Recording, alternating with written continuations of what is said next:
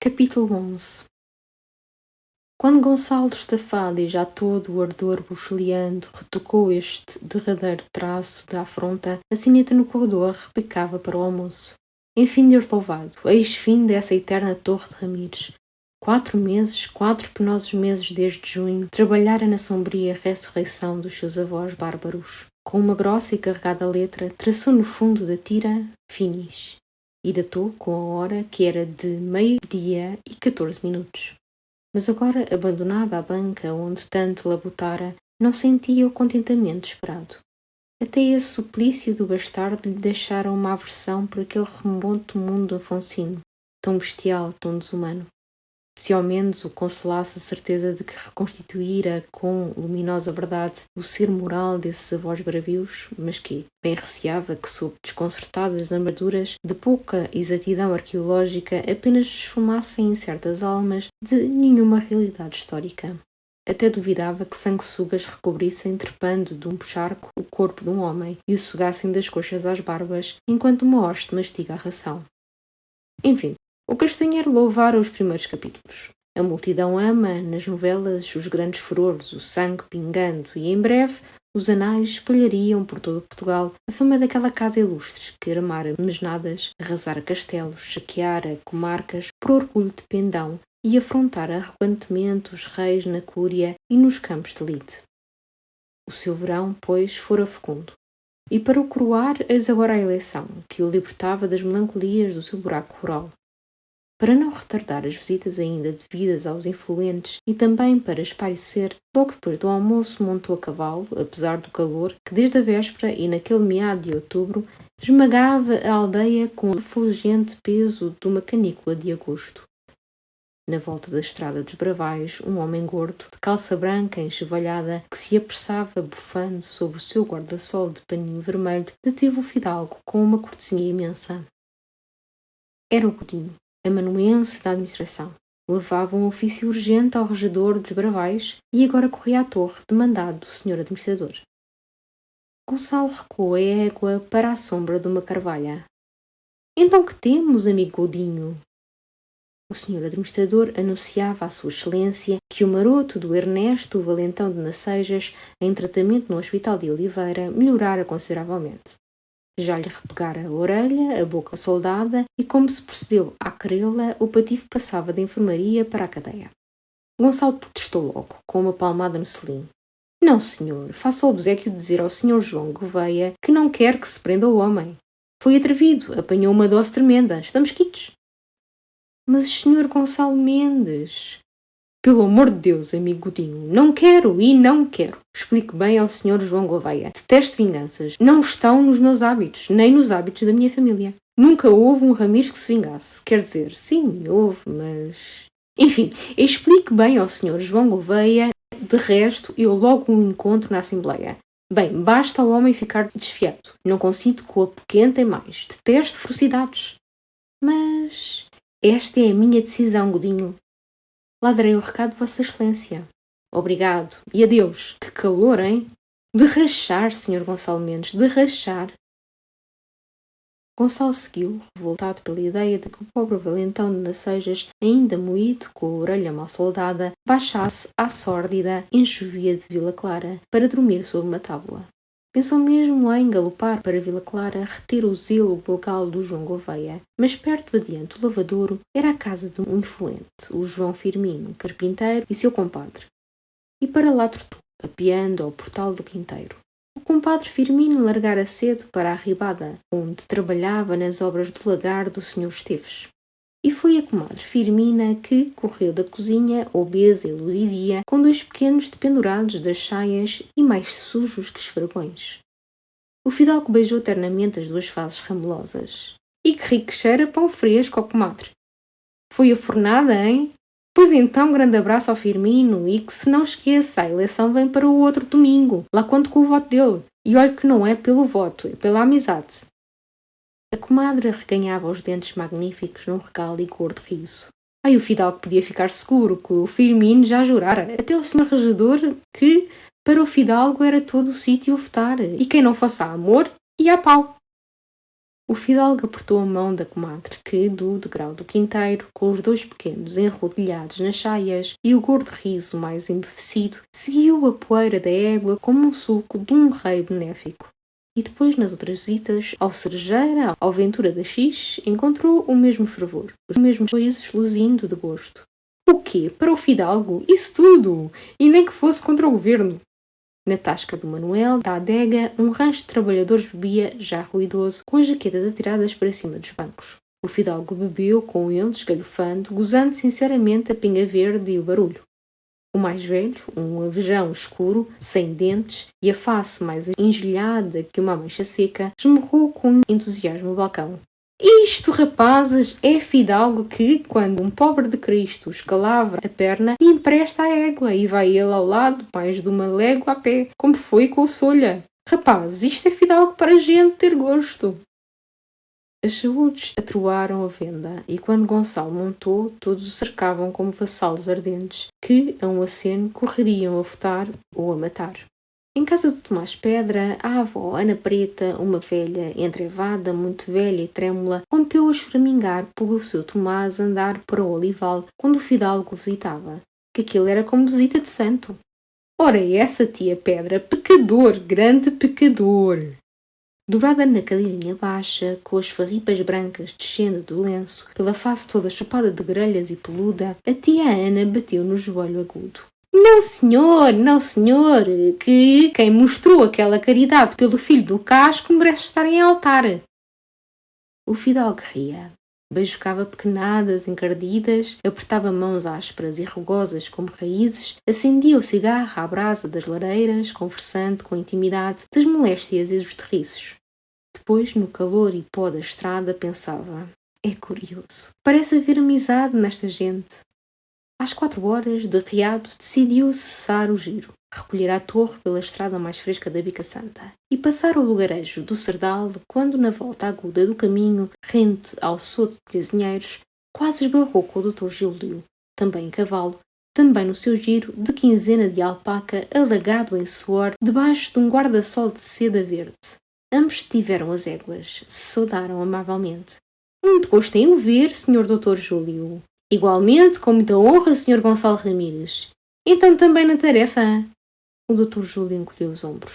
Que quer Vossa Excelência? Se me meteram nesta, e sabe Vossa Excelência como isto acaba? Acaba em eu mesmo, no outro domingo, votar em Vossa Excelência. O fidalgo riu. Ambos se debruçaram para se apertarem as mãos com alegria, com estima. Que calor este, Sr. Dr. Júlio! Horroroso, Sr. Gonçalo Ramírez! E que maçada! Assim o fidalgo empregou essa semana nas visitas aos eleitores, os grandes e os miúdos, e 2 dias antes da eleição, numa sexta-feira à tarde, com um tempo já macio e fresco, partiu para Oliveira, onde chegara na véspera o André Cavaleiro, depois da sua tão longa, tão falada demora em Lisboa. Nos Cunhais, apenas saltara da caleche, logo se enfureceu ao saber pelo bom João da Porta que as senhoras lousadas estavam em cima de visita com a senhora Dona Graça. Há muito! Já lá estão pegadas há meia hora boa, meu senhor. Gonçalo enfiou sorrateiramente para o seu quarto, pensando, que desavergonhadas. Chegou o André, veio logo tocar. E já se lavara a mudar o fato cinzento, quando o Barrolo apareceu, esbaforido, desusadamente radiante, de sobrecasaca, de chapéu alto, com as bochechas acesas, alvoroçadamente radiantes. É seu Barrolo, que já nota!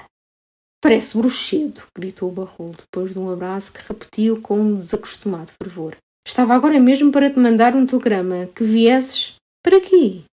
O Barrolo gaguejou com um riso reprimido que o iluminava, o inchava. Para quê? Para nada. Quer dizer, para a eleição. Pois a eleição é além de amanhã, menino. O cavaleiro chegou ontem. Agora vou eu do Governo Civil. Estive no passo com o Sr. Bispo, depois passei pelo Governo Civil. Ótimo, André. Aparou o bigode, parece mais moço e traz novidades. Traz grandes novidades. E o Barrolo esfregava as mãos, num tão fiscante alvoroço, com tanto riso escapando dos olhos e da face reluzente, que o fidalgo encarou curioso e impressionado. Ouve lá, Barrolinho, tu tens alguma coisa boa para me anunciar? Barrolo recuou, negou com estrondo, como quem bruscamente fecha a porta. Ele, não sabia nada, só a eleição. na mortosa votação tremenda. Ah, pensei, murmurou Gonçalo. E a Gracinha? A Gracinha também não. Também não o quê, homem? Como está? Simplesmente como está? Ah, está com as lousadas. Há mais de meia hora. Aquelas bêbadas, naturalmente por causa do bazar do Asilo Novo. Esta maçada dos bazares. E ouve lá, Gonçalinho, tu ficas até domingo? Não, volta amanhã para a torre. Oh, pois dia de eleição, homem, devo estar em casa, no meu centro, no meio das minhas freguesias. É pena, murmurou o Barroso. Logo se sabia, juntamente com a eleição, eu dava um jantar tremendo. Logo se sabia. O quê? O Barroso emudeceu com outro riso nas bochechas, que eram duas brasas goliosas. Depois, novamente, gaguejou gingando. Logo se sabia nada. O resultado, o apuramento. E grande bródio, grande fogotório, eu na mortosa abro pipa de vinho. Então Gonçalo risonhamente prendeu o Barrolo pelos ombros. Diz lá, Barrolinho, diz lá. Tu tens uma coisa boa para contar ao teu cunhado. O outro escapou protestante com alarido. Que teima, que tolice. Ele não sabia nada. O André não lhe contara nada. Bem, concluiu o fidalgo, certo de um amável mistério que pairava. Então descemos, e se essas carraças deslousadas ainda estiverem lá pegadas, manda dizer pelo escudeiro à sala bem alto à Gracinha que cheguei, que lhe desejo falar imediatamente no meu quarto. Com esses monstros não há considerações. O Barrolo balbuciou hesitando. O senhor Bispo gosta delas. Muito amável comigo, ainda há pouco, o senhor Bispo. Mas logo nas escadas sentiram o piano, Gracinha cantarolando. Já se libertara das lousadas. Era uma antiga canção patriótica da Vendeia, que, outrora, na torre, ela e Gonçalo entoavam com emoção quando os inflamava o amor fidalgo e romântico dos Bourbons e dos Stuarts. Monsieur de Charette a dit à ceux dansant, mes amis. Monsieur de Charette a dit. Gonçalo franziu vagarosamente o reposteiro da sala, rematando a estrofe com o braço erguido como uma bandeira. Mes amis, le roi va ramener les fleurs de lis. Gracinha saltou do murcho numa surpresa. Não te esperávamos. Imaginei que passavas a eleição na torre. E por lá? Na torre tudo bem, com a ajuda de Deus. Mas eu, com trabalho imenso, acabei o meu romance, depois visitas aos eleitores. Barrolo, que não se secava pela sala, rompeu para eles com o mesmo riso sufocado. Queres tu saber, Gracinha? Tem estado este homem desde que chegou numa curiosidade a ferver. Imagina que eu tenho uma boa nova, uma grande nova para lhe contar. E eu não sei nada, a não ser a eleição. Pois não é verdade, Gracinha? Gonçalo, muito sério, prendeu o queixo da irmã. Sabes tu, diz lá. Ela sorriu corada. Não sabia nada, só a eleição. Diz lá! Não sei, são tolices do José. Mas então, ante aquele sorriso fraco, rendido, que confessava, o Barrolo não se conteve. Desafogou como um morteiro estoura. Pois bem, sim, com efeito, grande novidade. Mas o André, que a trouxera de Lisboa, fresquinha a saltar, queria ele, só ele, causar a surpresa a Gonçalo. De modo que eu não posso, jurei ao André. A Gracinha sabe, que eu já lhe contei ontem. Mas também não pode, também jurou. Só o André. Ele vem logo tomar chá e arrebenta a bomba. Que é uma bomba e graúda. Gonçalo, ruído de curiosidade, murmurou simplesmente, encolhendo os ombros. Bem, já sei, é uma herança. Tem 15 tostões de alvíceras, Barrolo. Mas durante o jantar e depois na sala tomando café, enquanto Gracinha recomeçara as velhas canções patrióticas, agora as jacobitas em louvor dos Stuarts, Gonçalo ansiou pela aparição do cavaleiro. Nem receava que a esse encontro se misturasse amargura, despeito sufocado. Todo o seu furor contra o cavaleiro, aceso na dolorosa tarde do mirante, revolvido na torre durante torturados dias, logo se dissipara lentamente depois da sua tocante conversa com a irmã, na manhã histórica da briga da Grainha. Gracinha então, com grandes lágrimas de pureza e de verdade, jurara reservar retraimento. Gonçalo, abandonando Oliveira, mostrava também uma resistência louvável contra o sentimento ou a vaidade que o transviara. Demais, ele não podia romper novamente com o cavaleiro, andando ainda nos mexericos e espantos de Oliveira aquela reconciliação ruidosa que chamara o cavaleiro à intimidade dos cunhais.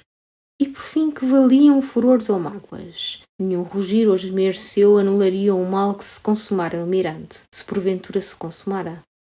E assim toda a cólera contra André se dissipara naquela sua leve e doce alma, onde os sentimentos, sobretudo os mais escuros, os mais carregados, sempre facilmente se desfaziam como nuvens em céu de estilo. Mas quando, perto das 9 horas, o cavaleiro penetrou na sala, vagaroso e magnífico, com o bigode encurtado, mas mais retorcido, uma gravata vermelha estufando estridentemente no largo peito que entufava, Gonçalo sentiu uma renovada aversão por toda aquela petulância recheada de falsidade, e apenas pôde bater molemente, desenchabidamente, nas costas do velho amigo, que o apertava num abraço de aparatosa ternura. E enquanto André, torcendo as luvas claras, languidamente enterrado na poltrona que o Barrolo lhe achegou com carinho, contava de Lisboa e de Cascais tão alegre, partidas de Briges e da Parada e de El Rei. Gonçalo revivia a tarde do Mirante, o seu pobre coração a bater contra a persiana mal fechada, a bruta suplica, murmurada através daqueles bigodes atrevidos, e umedecera como empedernido, esmigalhando nervosamente entre os dentes o charuto apagado. Mas Gracinha conservava uma serenidade atenta, sem nenhum dos seus chamejantes rubores, dos seus desgraçados enleios de modo e gesto, apenas levemente seca de uma secura preparada e posta. Depois André aludira, muito desprendidamente, ao seu regresso a Lisboa, depois da eleição. Porque o tio Reis Gomes, o José Ernesto, esses cruéis amigos, lhe andavam atirando para os ombros todo o trabalho da nova reforma administrativa.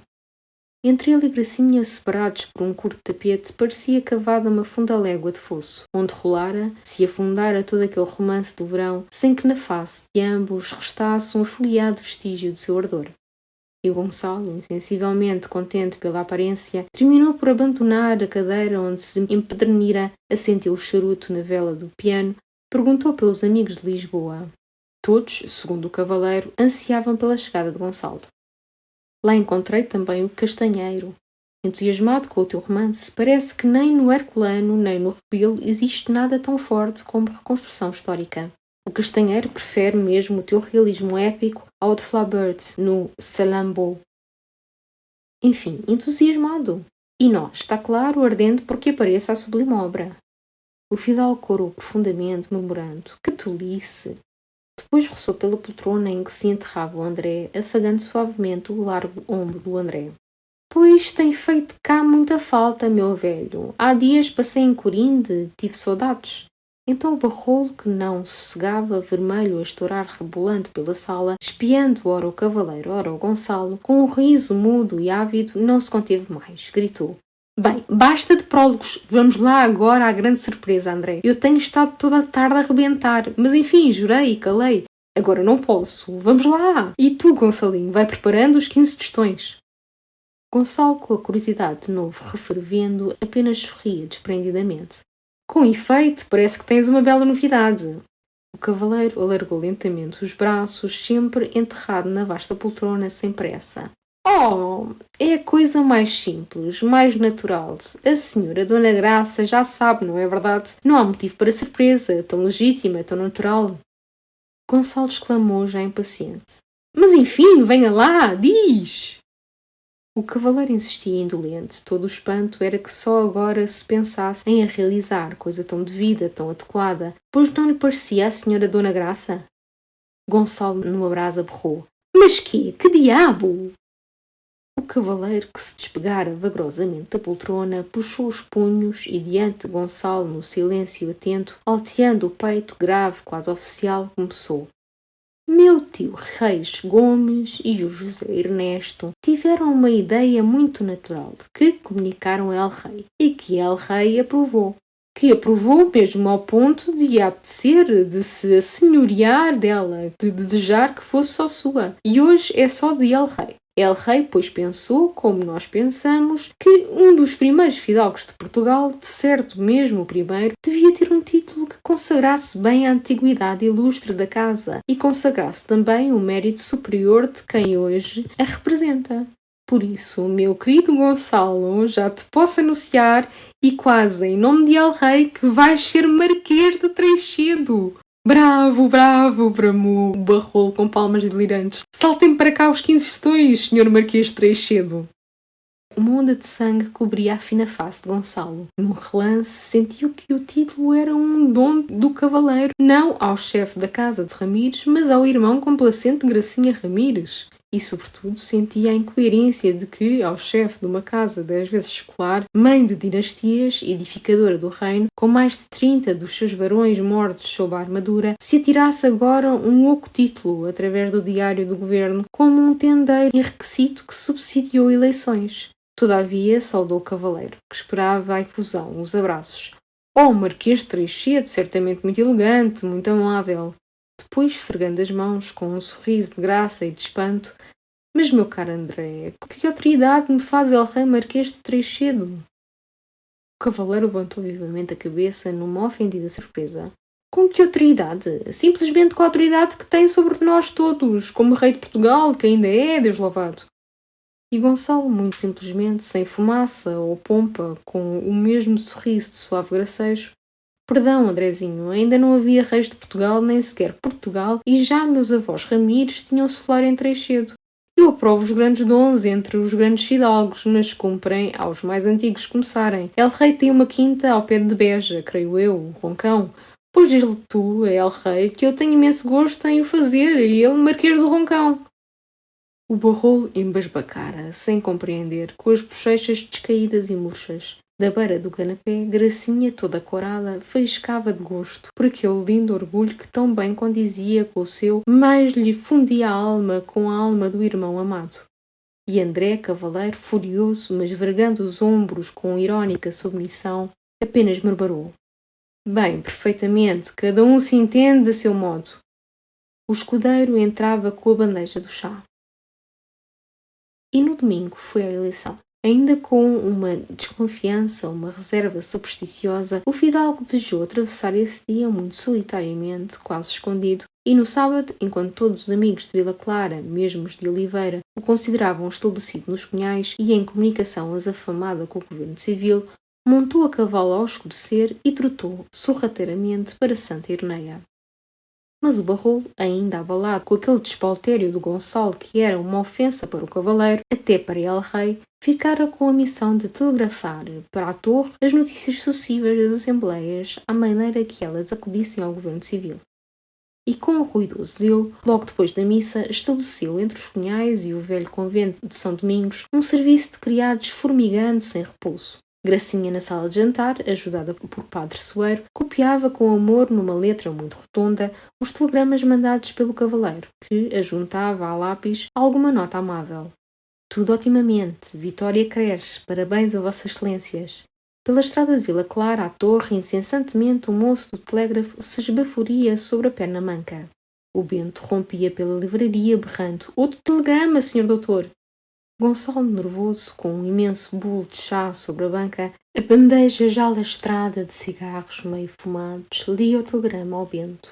O Bento, com vivas pelo corredor, corria a bramar o telegrama à Rosa. E assim, quando cerca das 8 horas o fidalgo consentiu em jantar, já conhecia o seu triunfo esplêndido, e o que o impressionava, relendo os telegramas, era o entusiasmo carinhoso daqueles influentes povos que ele mal rogava e que convertiam o ato da eleição quase num ato de amor. Toda a freguesia dos Bravais marchara para a igreja, cerrada como uma hoste, com o José Casco na frente, erguendo uma enorme bandeira entre dois tambores que estouravam. O Visconde Rio Manso entrara no adro da igreja de Ramilde, na sua vitória, com a neta toda vestida de branco, seguido por uma vistosa fila de char à banca, onde se pinhavam eleitores sob tolos de verdura. Na finta, todos os casais se esvaziavam, as mulheres carregadas de ouro, os rapazes de flor na orelha, correndo à eleição do fidalgo entre o repenicar das violas como a romaria de um santo. E diante da taberna do Pintainho, em face à igreja, a gente da Veleda, da Riosa, do Cercal, ergueram um arco de bucho com dístico vermelho sobre paninho. Viva o nosso Ramires, flor dos homens! Depois, enquanto jantava, um moço da quinta voltou de Vila Clara, alvoroçado, contando o delírio, as filarmónicas pelas ruas, a assembleia toda embandeirada, e na casa da Câmara, sobre a porta, um transparente com o retrato de Gonçalo que uma multidão aclamava. Gonçalo apressou o café. Por timidez receoso dos vivórios, não ousava correr a Vila Clara a espreitar, mas acendeu um charuto, passou à varanda para respirar a doce noite de festa que andava tão cheia de clarões e rumores em seu louvor. E ao abrir a porta envidraçada quase recuou com outro espanto. A torre iluminara. Das suas fundas frestas, através das negras reixas de ferro, saía um clarão. E muito alto, sob as velhas ameias, refugia uma serena coroa de lumes. Era uma surpresa preparada com delicioso mistério pelo Bento, pela Rosa, pelos moços da quinta, que agora, todos, no escuro, por baixo da varanda, contemplavam a sua abóbora, iluminando o céu sereno. Gonçalo percebeu os passos abafados, o pígarro da Rosa. Gritou alegremente da borda da varanda. "Oh Bento, oh Rosa, está aí alguém?" Um risinho esfuziou. A jaqueta branca do Bento surgiu da sombra. "O senhor doutor queria alguma coisa?" "Não, homem, queria agradecer. Foram vocês, hein? Está linda a iluminação, mas linda. Obrigado, Bento. Obrigado, Rosa. Obrigado, rapazes. De longe deve fazer um efeito soberbo." Mas o Bento ainda se não contentava com aquelas lamparinas frouxas. A torre, para sobressair, necessitava chamas fortes de gás. O senhor doutor nem imaginava a altura. Depois em cima, a imensidão do eirado. Então, de repente, Gonçalo sentiu um desejo de subir a esse imenso eirado da torre. Não entrara na torre desde estudante, e sempre ela lhe desagradara por dentro, tão escura, tão duro granito, com a sua nudez, silêncio e frialdade de jazigo, e logo no pavimento térreo, os negrões alçapões chapeados de ferro que levavam às masmorras. Mas agora as luzes nas frestas aqueciam, reviviam aquela derradeira ossada, honra de Mendes. E de entre as suas ameias, mais alto que da varanda, lhe parecia interessante respirar aquela rumorosa simpatia esparsa que em torno, pelas freguesias, rolava, subindo para ele, através da noite, como um incenso. Enfiou um paletó, desceu à cozinha. O Bento, o Joaquim da Horta, divertidos, agarraram grandes lanternas, e com eles atravessou o pomar, penetrou pela derracada porterna, de funda ombreira, começou a trepar as guias escadaria de pedra que tanta sola de ferro polira e poíra. Já desde séculos se perdera a memória do lugar que ocupava aquela torre nas complicadas fortificações da honra e senhorio de Santa Irneia. Não era de certo, segundo Padre Soeiro, a nobre torre Albarrã, nem a da Alcáçova, onde se guardava o tesouro, o cartório, os sacos tão preciosos das especiarias do Oriente, e talvez, obscuro e sem nome, apenas defendesse algum ângulo de muralha para os lados em que o castelo enfrontava com as terras semeadas e os almedos da ribeira. Mas sobrevivente às outras mais altiva, compreendida nas construções do paço formoso que se erguia diante do sombrio castelo afonsino e que dominava Santa Irneia durante a dinastia de Avis, ligada ainda por claras arcarias de um terraço ao palácio de gosto italiano em que Vicente Ramires converteu o paço manuelino depois da sua campanha de Castela. Isolada no pomar, mas sobranceando o casarão que lentamente se edificara depois do incêndio do palácio em tempo de El-Rei Dom José, e a derradeira certamente onde retiniram armas e circularam os homens do terço dos Ramires, ela ligava as idades e como que mantinha, nas suas pedras eternas, a unidade de longa linhagem. Por isso o povo lhe chamara vagamente a Torre de Dom Ramires. E Gonçalo, ainda sob a impressão dos avós e dos tempos que ressuscitaram na sua novela, admirou com um respeito novo a sua vastidão, a sua força, os seus empinados escalões, os seus muros tão espessos, que as frestas esguias na espessura se alongavam como corredores, escassamente alumiados pelas tingelinhas de azeite com que o Bento as despertara. Em cada um dos três sobrados parou, penetrando curiosamente, quase com uma intimidade, nas salas nuas e sonoras de vasto lajedo, a tenebrosa abóbada, os assentos de pedra, estranho buraco ao meio, redondo como num poço, e ainda pelas paredes riscadas de sulcos de fumos, os anéis dos tocheiros. Depois em cima, no imenso eirado que a fieira de lamparinas cingindo as ameias enchia de claridade, Gonçalo, erguendo a gola do paletó na aragem mais fina, teve a dilatada sensação de dominar toda a província e de possuir sobre ela uma supremacia paternal, só pela soberana altura e velhice da sua torre, mais que a província e que o reino. Lentamente caminhou em roda das ameias até ao mirador. Um candeeiro de petróleo sobre uma cadeira de palhinha posta em frente à fresta estragava um entorno feudal. No céu macio, mas levemente enovoado, raras estrelas luziam sem brilho. Por baixo da quinta, toda a largueza dos campos, a espessura dos arvoredos fundiam em escuridão. Mas na sombra e silêncio, por vezes além, para o lado dos bravais, lampejavam foguetes remotos. Um clarão amarelado e fumarento, caminhando mais longe, indistante para a finta, era de certo um rancho com os shouts festivos. Na alta igreja da Valeda tremuluzia uma iluminação vaga, rala. Outras luzes, incertas através do arvoredo, riscavam o velho arco do mosteiro em Santa Maria de Craquede. Da terra escura subia, por vezes, um errante som de tambores. E lumes, fachos, abafados rufos, eram 10 freguesias celebrando memoravelmente o fidalgo da torre, que lhes recebia o amor, e o preito no eirado da sua torre, envolto em silêncio e sombra. O Bento descera, com o Joaquim, para reforçar as lamparinas nas frestas dos muros, onde elas morciam na espessura. E o Gonçalo, sozinho, acabando o charuto, recomeçou a rolda, lento, em torno às ameias, perdido num pensamento que já o agitara estranhamente através daquele sobressaltado domingo. Era, pois, popular. Por todas essas aldeias estendidas à sombra longa da torre, o fidalgo da torre era, pois, popular. E esta certeza não o penetrava de alegria nem de orgulho. Antes o enchia agora, naquela serenidade da noite, de confusão, de arrependimento.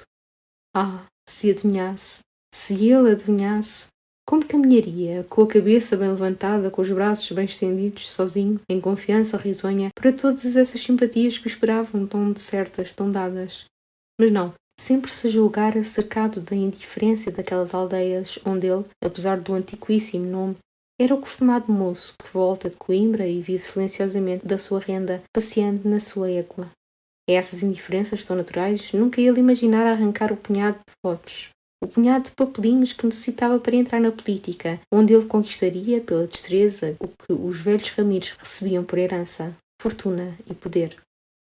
Por isso se agarrara tão avidamente à mão do cavaleiro, à mão do senhor governador civil, para que, sua excelência, o bom amigo, o mostrasse, o impusesse como o homem necessário, o querido do governo, o melhor entre os bons, a quem as freguesias deviam oferecer, num domingo, o punhado de votos. E na impaciência desse favor abafara a memória dos amargos agravos. Diante de Oliveira pasmada abraçara o homem detestado desde anos, que andava chasqueando e demolindo por praças e jornais. Facilitar a ressurreição de sentimentos que para sempre deviam jazer enterrados, e envolvera o ser que mais amava, a sua pobre e fraca irmãzinha, em confusão e miséria moral, torpezas e danos. E para quê? Para sorripiar um punhado de votos que 10 freguesias lhe trariam correndo, gratuitamente, efusivamente, entre vivas e foguetes, se ele acenasse e lhes pedisse? Ah! Eis aí, fora a desconfiança, essa encolhida desconfiança de si mesmo, que desde o colégio, através da vida, lhe estragara a vida. Era a mesma desgraçada desconfiança que ainda semanas antes, diante de uma sombra, um pau erguido, uma risada numa taberna, o forçava a abalar, a fugir, arrepiado e paguejando contra a sua fraqueza. Por fim, um dia, numa volta de estrada, avança, ergue o chicote e descobre a sua força. E agora penetra por entre o povo, agarrado timidamente à mão poderosa, por se imaginar impopular, e descobre a sua puridade imensa. Que vida enganada! E tanto a sujara, por não saber. O Bento não aparecia, ainda azafamado em iluminar com dignamente as reixas da torre. Gonçalo tirou a ponta do charuto e, com as mãos nas algibeiras do paletó, parou junto do mirador, olhou vagamente para as estrelas. A névoa adelgaçara, quase sumida. Lumes mais vivos palpitavam no céu mais profundo. De lumes e céus descia essa sensação de infinidade, de eternidade, que penetra, como uma surpresa, nas almas desacostumadas da sua contemplação. Na alma de Gonçalo passou, mais fugidiamente, o espanto dessas eternas imensidades sobre que se agita, tão vaidosa da sua agitação, a rasteira, a sombria poeira humana. Longe, algum derradeiro foguete ainda lampejava, logo apagado na escuridão serena. As luzinhas sobre a capela de Valeda, sobre o arco de Santa Maria de Craquede, esmoreciam, já ralas. Todo o remoto rumor dos icatas se perdera, na mudez mais funda dos campos adormecidos. O dia de triunfo indava, breve como os luminares e os foguetes. E Gonçalo, parado, rente do mirador, considerava agora o valor desse triunfo porque tanto almejara, porque tanto sabujara. Deputado. Deputado por Vila Clara, como o Sancho Lucena. E antes esse resultado, tão miúdo, tão trivial, todo o seu esforço tão desesperado, tão sem escrúpulos, lhe parecia ainda menos imoral que risível. Deputado. Para quê? para almoçar no Bragança, a galgar de tipóia a ladeira de São Bento e dentro do sujo convento escrevinhar na carteira do Estado alguma carta ao seu alfaiate, bocejar com a inanidade ambiente dos homens e das ideias e distraidamente acompanhar, em silêncio ou balando, o rebanho do Sr. Fulgêncio por ter desertado o rebanho idêntico de Brás Vitorino? Sim, talvez um dia, com rasteiras intrigas e sabugices a um chefe e à senhora do chefe, e promessas e risos através de redações e algum discurso esbraseadamente berrado, lograsse ser ministro. E então? Seria ainda tipóia pela calçada de São Bento, com o correio atrás na pileca branca e a farda mal feita nas tardes de assinatura e os recurvados sorrisos de amanuenses pelos corredores da secretaria, e a lamas correndo sobre ele de cada gazeta de oposição. Ah, que peca! Desinteressante vida, em comparação de outras cheias e soberbas vidas que tão magnificamente palpitavam sob o tremuluzir dessas mesmas estrelas. Enquanto ele se encolhia no seu paletó, deputado por Vila Clara, e no triunfo dessa miséria, pensadores completavam a explicação do inverso. Artistas realizavam obras de beleza eterna. Reformadores aperfeiçoavam a harmonia social. Santos melhoravam santamente as almas. Fisiologistas diminuíam o velho sofrer humano. Inventores alargavam a riqueza das raças. Aventureiros magníficos arrancavam mundos da sua esterilidade e mudez. Ah, esses eram os verdadeiramente homens. Os que viviam deliciosas plenitudes de vida, modelando com as suas mãos incansadas formas sempre mais belas ou mais justas da humanidade. Quem fora como eles que são os sobre-humanos? E tal ação tão suprema requeria o gênio, o dom que, como a antiga chama, desce de Deus sobre o eleito? Não, apenas o claro entendimento das realidades humanas e depois o forte querer.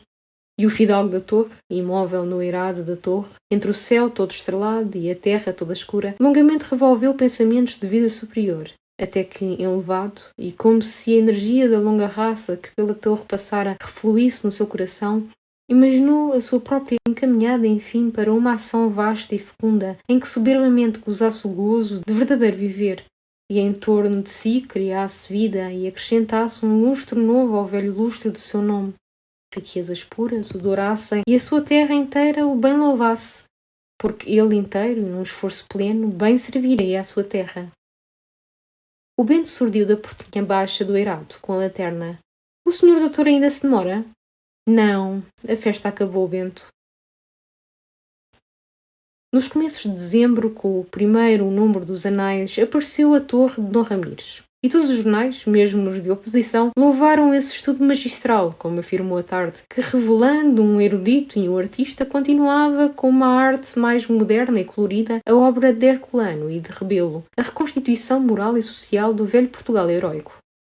Depois das festas de Natal, que ele passou alegremente nos Cunhais, ajudando Gracinha a cozinhar bolos de bacalhau por uma receita sublime do padre José Vicente da Finta, os amigos de Oliveira, os rapazes do Clube da Arcada, ofereceram ao deputado por Vila Clara, na sala da Câmara, adornada de buchos e bandeiras, um banquete a que assistia o cavaleiro, de Gran Cruz, e em que o Barão das Marges, que presidia, saudou o prestigioso moço que, talvez em breve, nas cadeiras do poder, levantasse do marasmo este brioso país com a pujança, a valentia que são próprios da sua raça nobilíssima.